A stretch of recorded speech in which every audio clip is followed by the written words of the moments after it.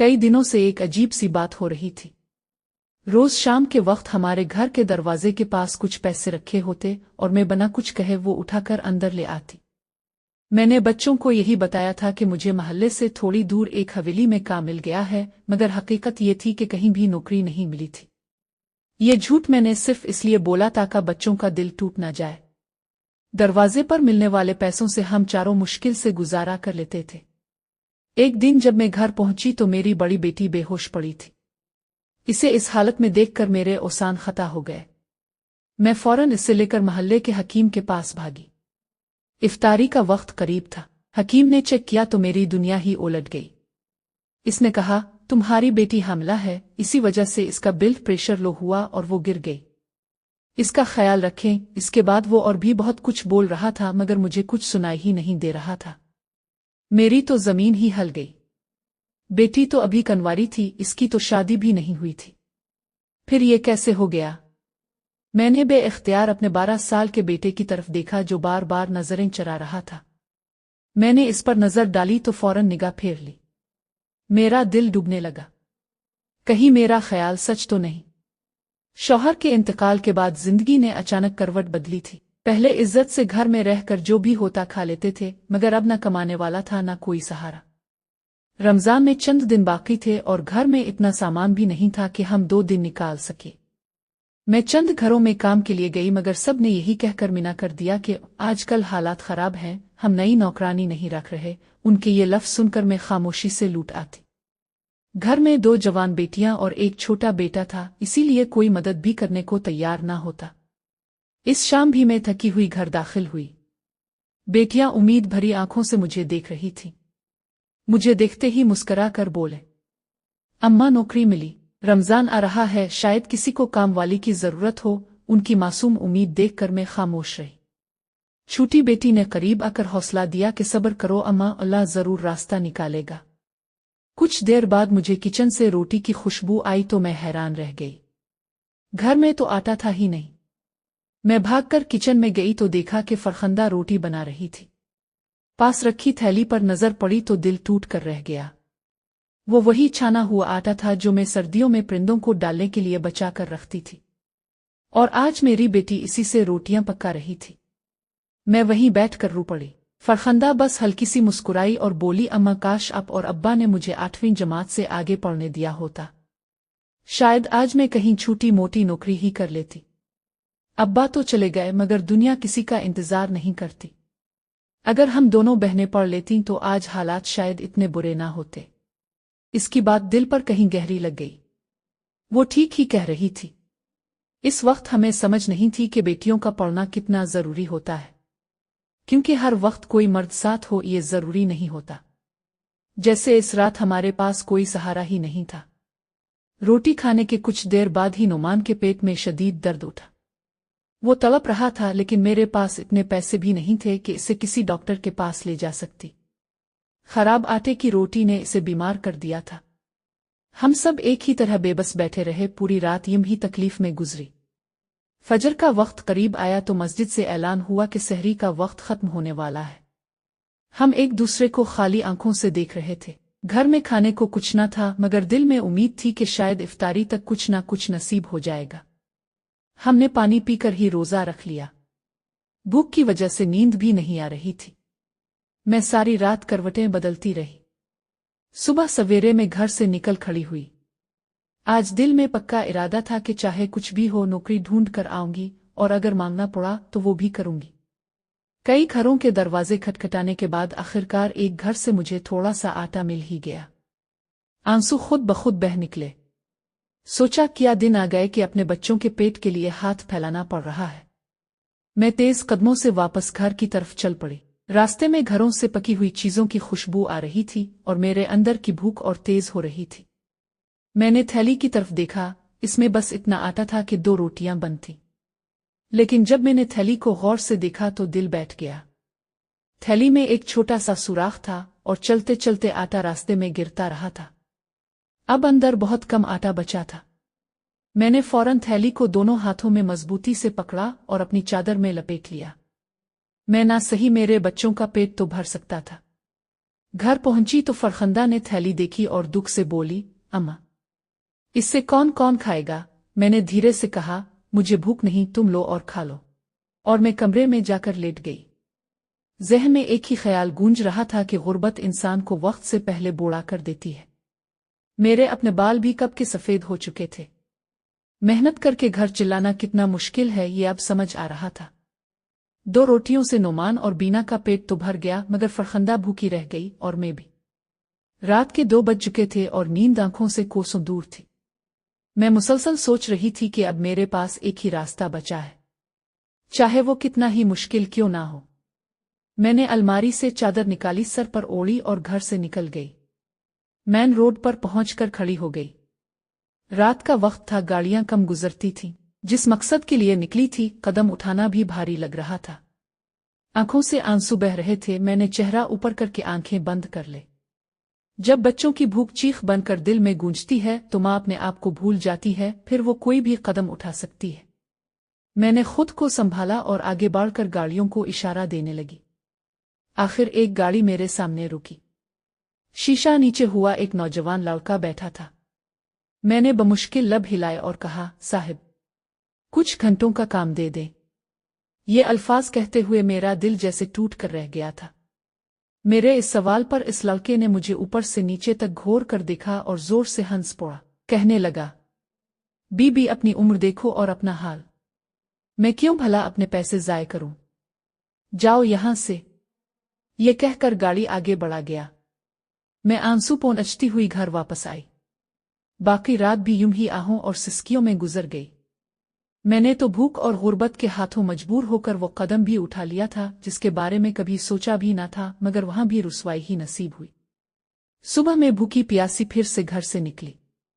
नौकरी तो नहीं मिली, लेकिन जब मैं वापस लौटी और घर के दरवाजे तक पहुंची तो कदम रुक गए। मैंने आंखें साफ की और गौर से देखा। दरवाजे के पास कई नोट पड़े हुए थे। गिल्ली सुनसान थी, कोई दिखाई नहीं दे रहा था। मैं समझ ही ना सकी कि ये पैसे कहाँ से आए, मगर दिल ने कहा कि शायद ये रब की मदद है। मैंने फौरन नोट उठाए और अपनी चादर में छुपा लिए। मेरी आंखों में खुशी के आंसू आ गए। ख्याल फौरन नुमान की तरफ गया जो 2 दिन से पेट दर्द में तड़प रहा था। मैंने कल सारा दिन दवाई के लिए लोगों के आगे हाथ फैलाया था, मगर किसी को रहम न आया था। घर पहुंची तो नुमान चारपाई पर पड़ा कपकपा रहा था। फरखंदा ने मेरे हाथों में नोट देखे तो हैरत से पूछने लगी, अम्मा, इतने सारे पैसे किसने दिए? क्या आपको नौकरी मिल गई? मैंने घबरा कर कहा, हाँ, नौकरी मिल गई। ये इसी के पैसे हैं। मेरी बात सुनकर दोनों बहनों के चेहरे पर खुशी फैल गई। मैंने फौरन दवाई ली, खाना पकाया और हम सब ने इस दिन पेट भर कर खाना खाया। दिल से मैं इसी नामालूम शख्स को दुआएं देती रही। अगले दिन मैं फिर काम की तलाश में निकली। घर वालों के लिए थोड़ा सा राशन छोड़ गई थी। मैंने एक घर में छोटे मोटे काम किए और जब मजदूरी का वक्त आया तो मालिकन ने मेरे हाथ पर सिर्फ 100 रुपए रख दिए। मैं हैरान रह गई। सारा दिन रोजे की हालत में मैंने उनके मेहमानों की इफ्तारी बनाई, बाजार के चक्कर लगाए, गर्मी में काम किया, मगर बदले में सिर्फ 100 रुपए। पकौड़े तलते हुए मुझे नुमान याद आया कि जब उसके बाप जिंदा थे तो पालक वाले पकौड़े बनाकर खाता था। वो वक्त याद आकर दिल भर आया। इफ्तारी हुई तो मेज पर हर चीज रखी गई, लेकिन उन लोगों ने मुझे पूछा तक नहीं कि मैंने भी रोजा रखा है। मैंने आंसुओं के साथ पानी पीकर रोजा खोला। इफ्तारी के बाद जब मैंने बर्तन धोए तो मालिकन ने अपनी चीजों का एक छोटा सा शापर और 200 रुपए पकड़ाकर कहा, अब हमें तुम्हारी जरूरत नहीं। मैं कुछ ना बोली, बस सामान उठाया और शुक्र करती हुई घर की तरफ चल दी। लेकिन मेरी हैरत की इंतहा ना रही जब घर के दरवाजे पर फिर पैसे पड़े थे, कई 100 के नोट और 1000 रुपए का नोट भी। नोट इस बार खास सलीके से रखे गए थे। मैंने फौरन उठा लिए ताकि कोई देख न ले। घर में दाखिल हुई तो मेरी 16 साल की छोटी बेटी किचन में इफ्तारी बना रही थी, जबकि फरखंदा किसी बात पर नुमान से उलझ रही थी। मैंने दरवाजा बंद किया और दिल में एक ही सवाल गूंजने लगा, आखिर ये पैसे कौन रख जाता है? मैं जैसे ही उन दोनों के करीब पहुंची फौरन खामोश हो गए। मैंने वजह पूछी तो दोनों बात बदलने लगे। नुमान मेरी तरफ देख भी नहीं पा रहा था, चुपचाप वहां से हिट गया। मेरे हाथ में पैसे देखकर फरखंदा की खुशी छप नहीं रही थी। वो बोली, अलिफ माँ, आखिर कौन सा काम करती हो तुम मालिकन के घर का के रोज इतने पैसे मिल जाते हैं। मैं एक लम्हे को घबरा गई, फिर बहाना बनाकर कहा, आज काम ज्यादा था इसलिए मजदूरी भी ज्यादा मिली। यूं ही दिन गुजरते गए। 15-16 रोजे हो चुके थे। अब एक दिन छोड़कर दरवाजे के पास पैसे मिलने लगे। घर का गुजारा कुछ बेहतर हो गया, लेकिन दिल में ये तजस्सुस बढ़ने लगा कि आखिर कौन है जो चुपके से हमारी मदद कर जाता है। दूसरी तरफ नुमान हद से ज्यादा खामोश रहने लगा था। फरखंदा से तो वो बात करना भी नहीं चाहता था। उन दोनों के बीच आखिर क्या हुआ था मुझे कुछ समझ नहीं आता था। उन्हीं दिनों एक रिश्ता फरखंदा के लिए आया। लोग बहुत सादा और हमारे जैसे ही थे। औरत ने कहा कि जहेज नहीं चाहिए, बस बारात में 100 लोगों को खाना खुला देना। रिश्ता अच्छा था, लेकिन मैं उनसे क्या कहती। हमारे घर में तो खाने को भी कुछ मुश्किल से बनता है। मैंने इनकार नहीं किया, बस वक्त मांग लिया। उनके जाने के बाद फरखंदा ने कहा, अम्मा कह दो कि मुझे शादी नहीं करनी। अगर करनी भी है तो पहले बीना कर ले। मैंने कहा, नहीं बेटी, तुम बड़ी हो, तुम्हारी ही पहले होनी चाहिए। वो तल्ख मुस्कुराहट के साथ बोली, शादी के पैसे कहाँ से आएंगे अम्मा, काम भी तो किस्मत वालों को मिलता है। एक रोज मैं घर लौटी और इसे आवाज दी, मगर जवाब न आया।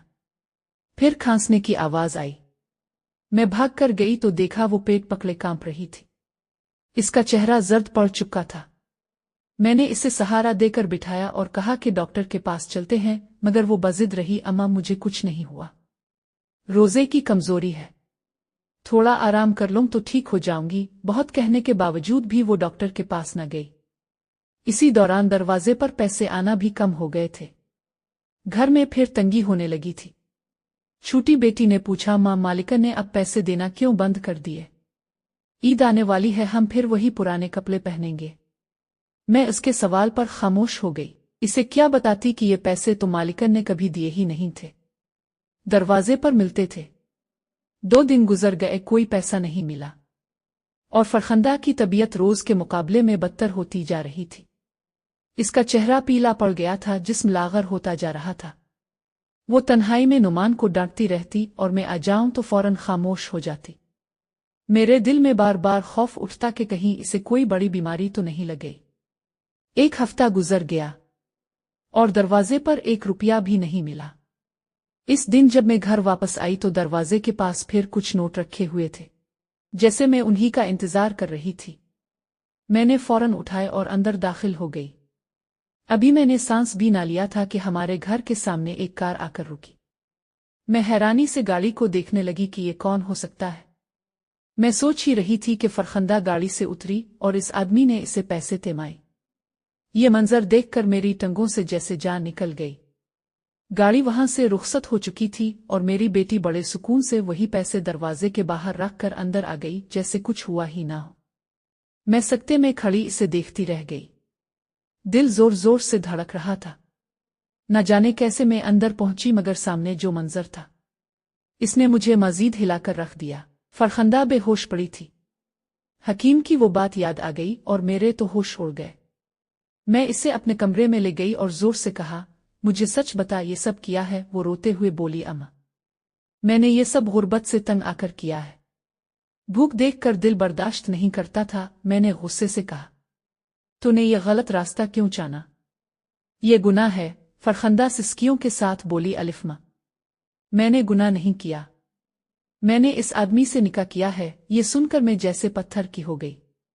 मैं चलाई क्या? वो शख्स गाड़ी वाला, वो तुझसे निकाह करेगा? झूठ मत बोल। मुझे इसकी बात का यकीन नहीं आ रहा था।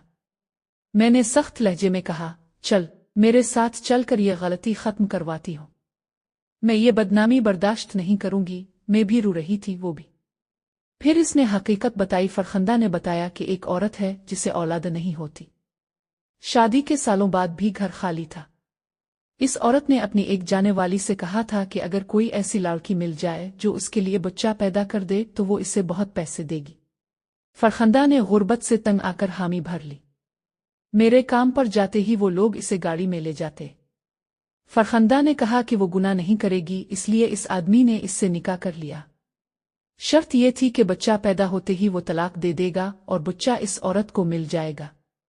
मैंने सब सुना तो दिल बैठ गया। फिर मैंने कहा, اس عورت کو بلاؤ، ابھی اسی وقت چند ہی گھنٹوں میں وہ دونوں میاں بیوی ہمارے گھر آ گئے۔ میں نے سخت لہجے میں کہا، تو تم لوگ میری بیٹی کو ہمیشہ کے لیے اپنا لو، ورنہ میں یہ بچہ ختم کروا دوں گی۔ میں بدنامی نہیں برداشت کروں گی۔ وہ عورت تو فوراً غصے میں آ گئی، مگر اس کا شوہر خاموشی سے بولا، ہمیں کوئی ڈیل نہیں چاہیے، مجھے فرخندہ سے محبت ہو گئی ہے، میں اسے بیوی بنا کر رکھوں گا، بچے کو بھی اس سے نہیں چھینوں گا۔ یہ سن کر میرے دل کا بوجھ ہلکا ہو گیا۔ چند دنوں میں نے فرخندہ کی رخصتی کر دی۔ جو رشتہ پہلے فرخندہ کے لیے آیا تھا وہ میں نے بینا کے لیے قبول کر لیا۔ کچھ مہینوں میں دونوں بیٹیوں کی شادی ہو گئی۔ دونوں کے گھر والے اچھے تھے، داماد بھی کماتے تھے، وہ راشن اور ضرورت کی چیزیں میرے گھر بھجواتے رہتے تھے۔ نعمان بھی پڑھ رہا تھا، جلد ہی اپنے پیروں پر کھڑا ہو جاتا۔ گھر میں اللہ کا دیا سکون آ گیا تھا۔ میں ہر روز یہی سوچتی تھی، سچ کہتے ہیں وقت ایک سا نہیں رہتا، انسان کا برا وقت بھی ایک دن بدل ہی جاتا ہے۔